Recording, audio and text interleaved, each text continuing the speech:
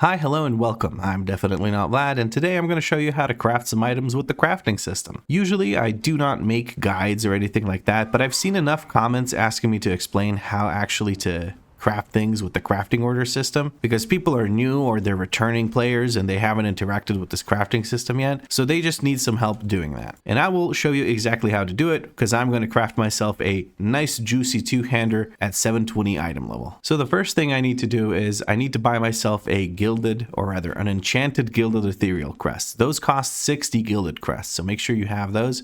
You can also craft with ruined or even with weathered, but maybe I'll explain a bit more about that in a second. So you go to this character right here, or this NPC right here, I should say, and you buy whichever crest it is you need. I'm going for a gilded crest, so I'm going to buy that. Do note, you don't actually need crests in order to use the crafting system. You can craft without those and you'll be just fine. Now, the next thing you need is sparks. The way you get sparks is by doing weekly activities, or you can do raids, M+, and stuff like that. You can see how many sparks you've gained this season by looking over at this currency called Starlight Spark Dust. It also explains in the tooltip how you can get more fractured sparks of Starlight. The reason I say fractured sparks is because you actually get half a spark every week. Once you have two halves of a spark, you can combine them using 250 Valor Stones to craft a spark of Starlight. You can use this spark without crests to craft some pretty good gear, but I suggest, unless you're really desperate just to get a bit of a head start, I suggest just saving up until you have some gilded crests and then crafting with gilded crests. So I want to craft myself a two-handed weapon. I'm going to go to weapons, two-handed. I think I'm going to go for like a sword. Is there a sword? There's charge claymore. Doesn't really matter what you go for. It doesn't make too big of a difference. What matters is that it has the correct stats. Now keep this in mind, because as a caster, you clearly want intellect, but some weapons, like these axes, they have an intellect version and a strength version. So we have the charged slicer and the charged rune axe. Pay attention to what you're grabbing so you don't end up using an intellect weapon as a tank or an agility dagger as a caster or something like that. Just keep that in mind. Now, I want a two-hander. I'm going to go for an axe because why not? And clicking on the Everforged Great Axe, I have this interface available to me. So I'm going to set this as my favorite and I'm going to track the recipe. Tracking the recipe shows me which materials I need. I can then go and buy those off the auction house or go mine them and craft them myself or whatever it is I need to do. I just buy them off the auction house because I'm a lazy bum with a bit of gold. Let's go do that really, really quick so that I can then talk about the rest of the interface. If I click on the profession thing, it'll open this up for me.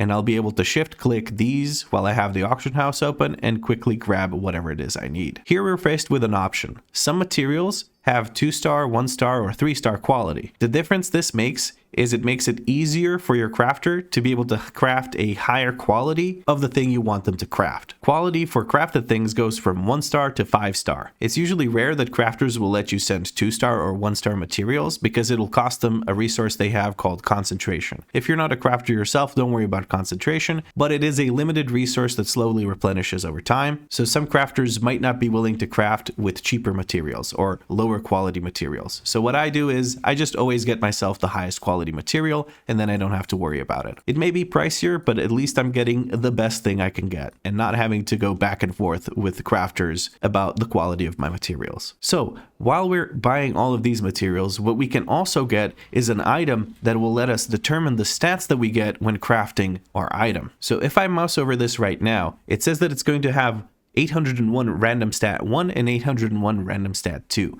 I don't want that. I want it to have very specific stats. So one of the optional reagents we can pick is these Algari Missives. And here we can choose exactly which stats we want our item to have. We can't choose how much of each stat, as it's always evenly split between two stats, but you can at least find the two best stats for your class. I already have some Algari Missives of the Peerless, which gives critical strike and mastery, so I won't be buying any of these. But if you don't have any, you obviously need to buy some. So I don't know, as Guardian Druid, which is an ongoing series of mine right now, you want this Aurora one, which gives you haste and versatility. As a Shaman, you might want haste mastery, so on and so forth. Another thing that we can get is an embellishment. So embellishments add an extra effect to your weapon or to your armor or jewelry that you craft, or God forbid a trinket. Don't craft trinkets. Please just don't do it. It's not worth it.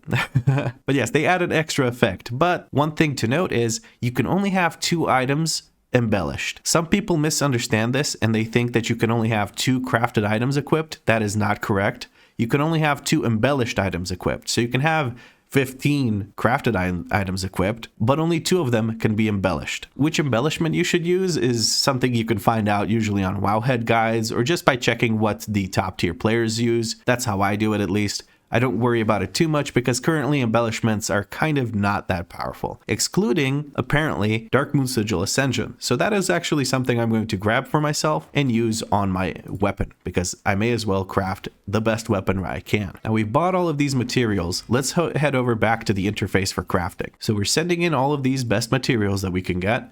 We're going to choose to use 2 sparks of starlight. The reason we have to use 2 sparks is because 2-handers actually require you to use 2 sparks. So 2-handed maces, axes, pole arms, swords, and even guns and staves, which are also 2-handed, all require you to use 2 sparks of starlight because those weapons actually fill out 2 slots in your inventory. So that's kind of the balancing system that Blizzard has implemented. This really sucks for Fury Warriors because they have 2 2-handers, but hey, you know, that's the price of looking cool as shit. And we also have to provide these optional reagents, which we talked about just a little bit ago. One of them is obviously the one that chooses which stats we're going to use. Another one is which enchanted crest we want to use if we want to use one. I do want to use one. We're going to use the Gilded Ethereal Crest. And Darkmoon Sigil Ascension is another thing I want to add because it's an embellishment. And now there is another optional reagent slot, which is for these Gilded Augmentation and Ruined Augmentation matrices. Now there is one more optional reagent you can get, which are these Augmentation matrices. These are for previous season crafts, but we will probably get the same thing available for Season 3 in the 11.2.5 patch when the Turbo Boost lands, but I wouldn't worry about it too much right now. You can usually just buy those Augmentation matrices here from the same vendor where you got the Gilded Crest. Now I did close this interface and I have to re-add everything, but that's not much of an issue for me, is it? There we go. We now have all the optional reagents and we have all the things we need to craft this. We now want to determine the minimum quality. Make sure you use this because people will straight up just ignore whatever and they won't spend concentration if they need to, and they won't actually craft this at the top quality, no matter how much you pay them or whatever else. It could be accidental, it could be because they don't care. I don't know, I don't care. What I do is I always set minimum quality to the maximum because I paid a lot for these mats and I don't want to mess around and get a subpar weapon crafted. Do note only guild orders and personal orders can have a minimum quality. If you do a public order, you can't determine the quality. So I always resort to either personal or guild orders. It is now time to find someone who is actually going to craft this for us. So the way I do that is I type in /2 to open trade chat or to switch to the trade channel. I type LF, which stands for looking for, and then I shift click the item that I'm trying to craft. This alone will get a bunch of people to whisper you, so you can just use that to find someone who's actually going to craft things for you. I'm going to hit enter to send this, and it didn't show up in chat here because I have a separate tab for trade chat because they usually spam the crap out of it, much like they're doing with whispers right now. So we're going to drag all of these whisper windows over here and see who we're going to pick to craft things for us.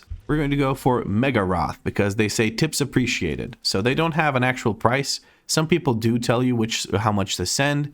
Some people note that you need rank 3 mats, so on and so forth. We're going to go for Mega Roth because they're telling me to just send it to them. We don't have to send it to some kind of alt and wait for somebody to log over. I usually send 3,000 gold anytime I craft something, so that is my commission fee or my tip. And for instance, this person wants 5k would be the fee for max item level. You can fish around. Depending on how many people whisper you, you might have options, you might not have options. I personally always have been able to find people that are just tips appreciated, and then you send them 3k and they're happy with it. So we're going to send this into Mega Roth. Again, we've made sure that we have minimum quality set to 5 stars, so this icon, and that is going to provide us with the highest item level possible craft for the thing we're making. I'm just going to say sent, thank you, and they've already crafted it before I even sent the message. So we're going to close this whisper window, and if it doesn't show up, don't freak out. It just takes a moment. There we go. 720 Everforged Great Axe with Ascension embellishment. Ba-boom. That is how you craft things. I will point out one more thing. You can craft some gear that does not require sparks, and it's actually a really good way to get started with a character. Now, these items that you can craft, I'm just going to quickly put current expansion only here. I'm going to go for plate and shoulder just to find something specific. They're usually blue items, and they can be for level 80, requires level 80, or requires level 71. So with these, you don't need a spark. The materials materials are significantly cheaper, and you can use enchanted weathered ethereal crests. This is what I usually make at the start of any character, like once I hit 80, because I have a bunch of weathered crests which aren't really that particularly useful, and it's really good to go from like a questing green to a 675 item if we get it at max quality. As you can see, it makes a big difference to run these. So if you have some weathered crests lying around and you have some questing greens still equipped, this is an option for you to get an instant improvement in that slot. The only difference between crafting weathered crest items and the other items that we talked about, like the weapon I crafted, is really only the fact that there's no crest and that you have to find those items. It's a little annoying. But I'm just gonna pop my death gate here real quick and go rune forge my weapon before I forget, because I will. And it's really bothering me that I don't have my weapon transmog, so let's fix that as well with our toy here, and that is pretty much it. If this video helped you craft your first item using the crafting order system, drop a like, it helps me out a lot. If you want to see more World of Warcraft content from me, make sure you subscribe because there's more stuff coming. But as always, thank you very much for watching, and I'll catch you in the next video.